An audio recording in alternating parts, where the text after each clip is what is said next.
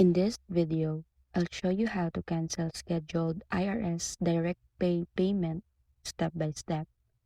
First, open your browser and go to the official IRS direct pay website. Once you're there, look for the options that says cancel a payment or look up a payment. Next, you'll be asked to enter the same information you used when you scheduled the payment.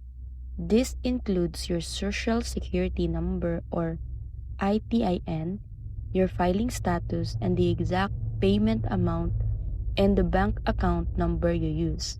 Make sure all details match or the system won't find your payment.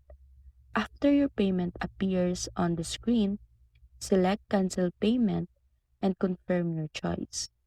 You should see a confirmation message that the payment was successfully canceled. Save or screenshot this confirmation for your records. If the payment is already processing or completed, you won't be able to cancel it online. In that case, you may need to contact your bank or the IRS directly for further assistance.